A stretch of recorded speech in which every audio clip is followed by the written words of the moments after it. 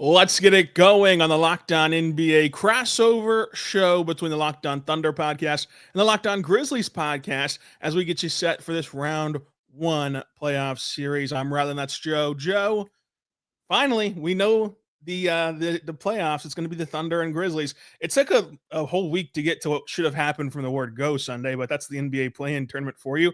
How are you feeling after your Grizz got the win over Dallas and looked really good doing it on Friday? A sense of relief. Again, people forget that the Grizzlies were the number 2 seed just 2 months ago, right? So you could pretty easily argue that the two most disappointing teams in the Western Conference to close out the season were the Dallas Mavericks and the Memphis Grizzlies, the two squads that played on Friday night. That was more what you would expect, right? That was the Jaren Jackson Jr. that we saw a majority of the season, the one that's a tweener all-NBA player. That was the Ja Morant, the explosive dunk, where he dunked on his own teammate, Santi Aldama. That was the Ja Morant that you would expect to see, the Desmond Bane that you would expect to see, turnovers and all, unfortunately. That's also kind of common with Bane as of late. So they did what they were supposed to do. The Mavericks were very broken. Anthony Davis was the best player on the court between both teams, but he didn't really have much help between that. And Memphis had the second, third, fourth, fifth best players, and they were able to win the game. And now here we are. A team that was the 2 seed just a couple of months ago is now the 8 seed, taking on arguably the best team in the NBA. Yeah, this is going to be a very fun matchup. I think it has like the star power that you would want. I mean, you have Jaren, you have Bane, you have Ja, then you have the Thunder with Shea and J-Dub and Chet. But first of all, how have you seen this team recover from firing Taylor Jenkins like in such short order? Obviously, the 5-second violation Tuesday is going to get talked about a ton, but outside of that one bad moment, overall, how has this team responded to that? I think it's, to be honest with you, I struggle with seeing the team, the end result where they currently are, I think is exactly how it would have happened if Taylor Jenkins was still there.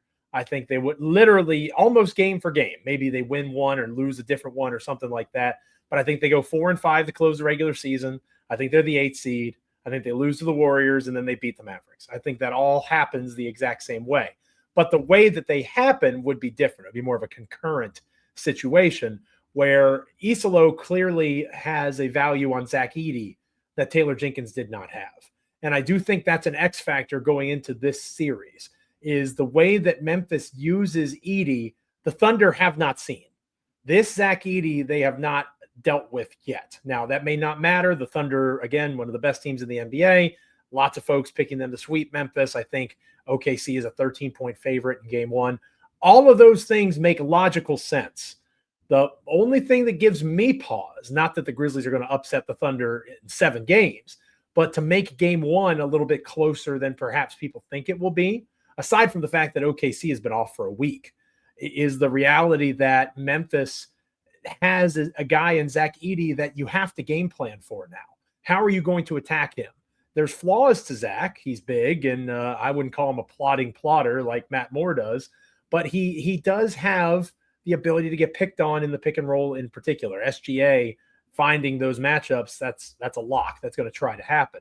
But OKC has to deal with a 7'4", 290-pound guy on the offensive boards, and they have to deal with him on the offensive end. And as a screener, he is being used differently by Isolo than he was by Jenkins. And that's the biggest difference, is that Ja has looked more comfortable, more pick and roll, makes sense. Even though Ja is not the best isolation player in history, he's just a more rhythm player when he's in that pick and roll system. But the biggest change has been Edey, and that is going to be something that the Thunder are going to have to respond to. Again, I don't think it makes the difference of, OKC in 4 or 5 or Memphis in 7, but I do think it's going to make, this game's closer than we thought it would be, at least in game one. I think that's possible because of the Edey impact and the way, especially that he played against the Mavericks. You got to remember, the Mavericks are a big front court, right? They've got AD and they've got Gafford and they've got Lively. Lively didn't score in the game against the Grizzlies. So I think that you underestimate Edey in particular at your own peril. Yeah, Edey, I mean, he's going to for sure dominate on the glass. And then from there, you're just wondering about the foul trouble he can get into. You're wondering about him holding on to the ball once he gets those rebounds. Absolutely. And efficiently putting the ball back in. But he's capable for sure. And Memphis should absolutely – I think no matter how good or bad he plays, Memphis should absolutely play Zach Edey as much as you can in every single game, just because the Thunder are like minus 4,000 to win this series. Everybody expects the Thunder to win this series. You can get a ton of value out of just playing Zach Edey through thick and thin in this series, and hopefully for Zach Edey personally, he has a lot of thick in this series, and he's able to have some success. But nonetheless, the most important thing for a team who is not like really trying to win a championship this year, it'd be like one of the biggest upsets in NBA history to win this series, would be to get him some big time minutes on a big time stage and learn from what it takes to play in the playoffs at his position and at his skill set, which is different than what we typically see in the modern NBA, but it's not impossible to make that skill set a very valuable one in the modern NBA still. But Joe, I'm in love with another Memphis Grizzly, Scottie Pippen Jr. and his defense. And I think that his defense was special against Steph Curry, and it's going to be wiped away by the point column at the end, but it shouldn't be, because he really made Steph's life hard. Steph's just Steph, and like he just does stuff that's unthinkable. But you look at Scottie Pippen, how has he been at scaling up to defend bigger players? Because I think he's one of Memphis's better defenders in their rotation, and the Thunder have size at all their positions, so they're going to have the size advantage over Scottie. Can he range up and defend a Shea or a J-Dub or someone of that ilk? He's going to have to, because of the injury to Jalen Wells and because of the self-inflicted wounds. And again, this isn't Locked On Grizzlies. We could argue, Marcus Smart being traded. Should he have been? Should he not have been? Same thing with Jake LaRavia. The Wells injury is what really hurts the Grizzlies, because he was their best point of attack defender, combining size with ability. Pippen Jr. has the ability. He doesn't have the size. And that's going to be the interesting piece. He's capable. Is he capable of doing it for a 7-game series? Probably not. The way that they need him to do it to beat the Thunder, that is going to be a tall task for anybody, much less a guy that was on a 2-way contract just a year or so ago. I think that he brings something to Memphis in that he allows for Bane and Ja to worry about other defensive perimeter players. SGA is going to be guarded by Pippen Jr. That's going to happen. Spoiler alert. That's going to be how this series starts. And SGA might cook and barbecue chicken. Like, he's an MVP candidate, probably the MVP for a reason. But that's going to be the matchup, and that's going to be the physicality that Pippen is going to bring. Now, SGA can counter with that. Obviously, he's one of the best foul drawing players in the NBA. That's a skill in and of itself. It's not meant as an insult. He understands how to use his body, getting to the rim, those sorts of things. That is going to be the challenge for Pippen Jr. Is he able to stay in front of him, make him earn it, nothing clean, being aggressive, getting a feel for how the officials are calling the game early, how he can use his hands a little bit more, maybe be a little bit more aggressive off ball, trying to tire him out, because obviously SGA is a phenomenal defender as well. The more that you can make him work on both ends of the floor, the better chance the Grizzlies have. I think Pippen Jr. has found himself as the Grizzlies' best option, but that means the Memphis backcourt is small, right? That means that means Bane is essentially your small forward. And as you mentioned earlier, OKC is pretty big with their perimeter players. So that's going to be a matchup that the Thunder can exploit probably. Yeah, Scottie's defense was my X factor in this series last night when we finally found out this matchup. I'm very excited to see how he handles this series, but I think that he should not be overlooked just because of his size. He's that talented of a defender. Joe, coming up, I have one more question for you, then you can pepper me with questions about the Thunder. Sure. And we can get everybody set for this playoff series. But first, I want to say right now, but good friends over at Upwork, scaling your business requires the right expertise at the right time. With Upwork, you can find specialized freelancers in marketing, development, and design, and more. Experts ready to help you take your business to the next level. Upwork gives the business flexibility by connecting them with top freelance talent across multiple industries, including IT, AI, web design, and marketing. Whether you need extra hands for a project or a long-term partner, Upwork makes hiring simple and affordable. You can have cost-effective growth instead of hiring full-time. Upwork lets you find affordable top-tier freelancers to scale your business effectively. Visit Upwork.com right now. Post your job for free. That's UPWORK.com. Upwork.com to connect with your top-tier talent and grow your business today. Also want to tell you right now about our good friends over at Monarch Money. Go check out Monarch Money today, because I love Monarch Money, and you will too. Because if you've ever checked your bank account, and wondered where did all your money go between dining out, online shopping, and entertainment? It's easy to lose track. That's where Monarch Money comes in. It's your personal CFO and gives you full visibility and control over your finances. Monarch Money isn't just a budgeting app, it's a complete financial command center. You can track all your accounts, investments, and spending in one place. So you stop just managing your money and start building your wealth. And that all-in-one convenience is what I love the most. Instead of juggling through multiple apps, you can get Monarch and use it to check your finances, track your spending, and plan your long-term goals. Take control of your finances at Monarch Money. Use code LOCKEDONNBA at monarchmoney.com for 50% off your first year. That's monarchmoney.com, code LOCKEDONNBA for half off your first year. We're back on the Locked On Thunder, Locked On Grizzlies crossover show. Joe, let me into some insight. Let the Oklahoma City part of this crossover on some insight. We've hinted around it at our roundtables, but you haven't gotten to get your full piece in, I feel like, on those roundtables for one reason or another. How is Memphis as a fan base, just the vibe around Ja Morant? Once it was viewed as like Ja versus Shea. Now Shea's going to go win an MVP, and we'll see where Ja Morant lands. But again, at the roundtables, we've had little conversations about hinting at maybe like his long-term futures in question. But where does Memphis still see Ja Morant as an individual player and as a long-term part of this team? Ja Morant is absolutely a long-term part of this team. Any questions about his long-term future is ridiculous and just further drives home the point that very few people actually pay attention to the Memphis Grizzlies. Ja is somebody that a vast majority of the frustration around him with his off-court escapades and all of the issues that he had and the gun fingers and all that sort of stuff, that is a national issue. That is something that national media focuses in on and talks about and says, oh, maybe he's doing this because he's not happy. You won't hear that locally. There has been very little, if any, probably more so very little, blowback on Ja for anything that has happened this year. It has been almost unanimous support of him and how ridiculous it was that anybody would think that it was that big of a deal for him to do this exact same celebration that half the NBA does. It is absurd. And to try to put the context of Morant's brandishing of weapons on social media to that movement when there are 6, 7, 8, 9, 10-year-olds doing the exact same thing because they see Dalton Connect do it next to his good buddy Austin AR-15 Reeves is completely asinine. It's ridiculous. It defies logic. Nobody has been harder on Morant 2 years ago than me. It was ridiculously inappropriate at the very best, dangerous at worst for him to do the things that he did, and I think he deserved every game he was suspended. The stuff that's happened this year has been utterly absurd, and I think that he has found a home in Memphis. He knows that he is supported there. I think that he has the talent and the ability to be an all-NBA player when he's healthy. That has been the biggest question. If you want to talk about Memphis and their future around Ja Morant, it has nothing to do with gun fingers. It has more so to do with, can he stay on the court in terms of being healthy? He rolled his ankle on Tuesday, and it was concerned that he wouldn't be able to play against the Mavericks on Friday. So if there is issues with fans in Memphis and Ja, it's his inability to stay on the court health-wise.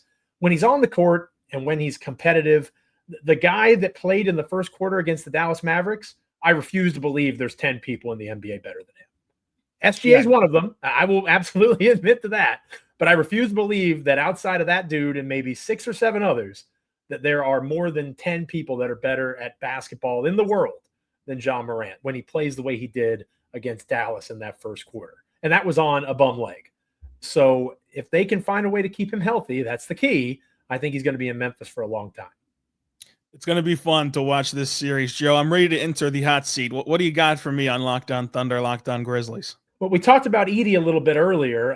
Hartenstein is obviously a little more of a traditional big. I'm curious how the Holmgren versus Edey matchup may happen, if it happens at all, right? Because I know when Chet is there, he's usually more of the 4 than the 5. I get a kick out of the visual that's going to happen of the 7'4", 290-pound, almost 300-pound Edey against Chet. How is he going to handle that? Obviously, Chet has the athleticism advantage. But, that's going to be one of the more fun matchups in this first round is how the Thunder and Holmgren in particular deals with the size of Edey now that he is more of a priority in what Memphis is doing with Isolo as the head coach. Yeah, I think that one way they're going to do it is they're probably just going to lean heavily into their double big lineup and make Hartenstein have that assignment and then use the mobility and the athleticism of Chet on Jaren Jackson Jr. But there are going to be instances where just naturally through the course of a game, Chet will wind up on Edey. And Chet will be very aggressive. Chet will be very competitive and try to go for every single block that Edey tries to put up there, which might not be great because like he's capable. He's an elite shot blocker, but Chet is one of these players that has that competitiveness to him that sometimes might get him in harm's way. Where if you go and compete for a block on Edey and then you foul him, and now you've got two quick ones that you've wasted on Zach Edey in a play that maybe you realistically didn't have a chance to block anyway. You probably should just let him have it. Then it can change a game with foul trouble early. So I think that it'll happen some. I think that his best opportunities against Edey would be in recovery. Like, if you heavily run like a Ja and Edey pick and roll, and Ihart gets caught in between Ja and Edey, and then Chet comes down from the corner and is able to block Edey from behind. I think that if you can get Edey post-ups onto Holmgren would be able to, wall up physically in the sense of just putting his hands in Edey's face and hope that that's enough to make a miss. And in his rookie year, it probably will be enough to make Edey miss. I think that there also will be some plays where Edey's able to kind of roll off that shoulder and create space and be able to slam it at the rim. So ultimately, I think that Chet would be the number 2 guy on Edey, not the number 1 guy on Edey, but it would still be very fun to watch. And then my last one would be the Grizzlies have a habit, both under Isolo and Jenkins, of daring guys to shoot threes. Now, one of the great things about the Thunder is they have lots of dudes that can shoot threes. But for Grizzlies fans getting ready for Grizzlies Thunder, if there was one guy in the starting 5 or in a rotation for Oklahoma City that Memphis can just go ahead and assume that is going to get the disrespect of being dared to shoot the three. I mean, you probably watched the game on Tuesday, at least against the Warriors. They did it to Jimmy Butler. So they're gonna do it to somebody. Who do you think might be the focal point of that early structure, and will Memphis pay for that? They should do it to the Thunder, and they were really brazen in doing it to the Warriors with Jimmy Butler. I don't think that you can do it to Shea or to J-Dub, right? But literally everybody else, like, because J-Dub is sneaky, a really good 3-point shooter, and then Shea's elevated his 3-point shot to a whole new level this season. But literally everybody else, you can just pick whoever you want to ignore if you're the Grizzlies, and maybe you just continuously change it if you're the Grizzlies. Of, okay, tonight we're going to just leave open Cason Wallace. Then the next game, let's leave open Aaron Wiggins. The next game, let's leave open Lou Dort, and just see what that does to the mental side of things. Because the one thing that you can still question about this Thunder team, for as great as they've been and for as dominant as they've been, is how are their role players going to shoot in the big moments. Now, all those guys are capable shooters, from Wiggins to Cason to Lou. Lou's the best 3-point shooter in this team statistically. Like, all those guys are really good 3-point shooters. There's just something different about the playoffs, and all of them have a streakiness to them. Alex Caruso has a streakiness to him. Isaiah Joe even has a very streakiness to him, and they're streaky within games. They're streaky, especially game to game. So I think that your best bet is going to end up being to try to pack the paint in and blitz Shea and make other guys hit threes around him, and it's going to either work or it won't, which sounds very simple, but just to say, like, just like the Warriors didn't have besides Steph, you don't want to leave Steph open, but if you left Pods open, or if you left Jimmy Butler open, not that those guys were bad players, but you felt okay about it. This Thunder team has to prove to you that they can't be left open, and so far in the postseason, they have not proven that yet, but they all are very capable of doing so. I would say if you had to just pick one, if you just said, well, what if they all translated to the postseason from their regular season like numbers, I would say that you'd probably pick Isaiah Joe to not be left open, along with Shea and J-Dub, and I would say don't even leave open Dort in the sense of wide open. You can give him a little bit of space just because he isn't the best 3-point shooter in this team. Doesn't mean he's not streaky, but man, there's something about him in big games. I would test out Cason Wallace, because there's some numbers about Cason Wallace.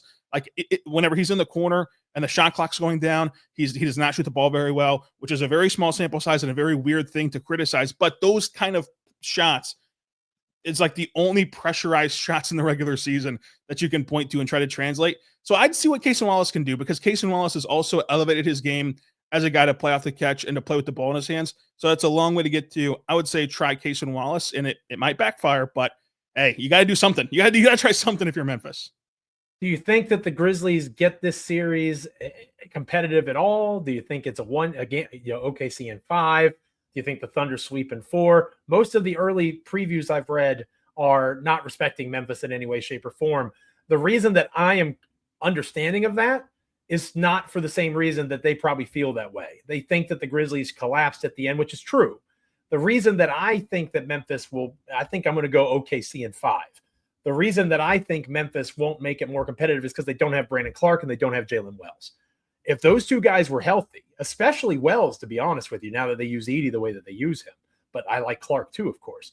I think it's a more competitive series. People forget that the Grizzlies were literally the 2 seed 2 months ago. So this is not the 8 seed Miami Heat going against the 1 seed Cleveland Cavaliers. This is a Grizzlies team that has the talent to compete with anybody. OKC almost certainly just has more, but does it make you nervous at all that the reality that Memphis, again, literally it was OKC and it was Memphis just as recently as February 14th? Yeah, I think that it does in the sense of just respecting, especially the top of this roster. But like you mentioned, Brandon Clark and Jalen Wells, if those guys were healthy, if it was literally just a Coach Jenkins problem, everyone else was healthy, they just lost too many games, and then like that's why they fell, quote unquote. Of course, obviously did fall to the 8th seed. Then I would be much more concerned. But since the trade deadline, for one reason or another, the Grizzlies have lost 4 rotational players. It's like that's really going to hurt them in a series against the deepest team in the NBA.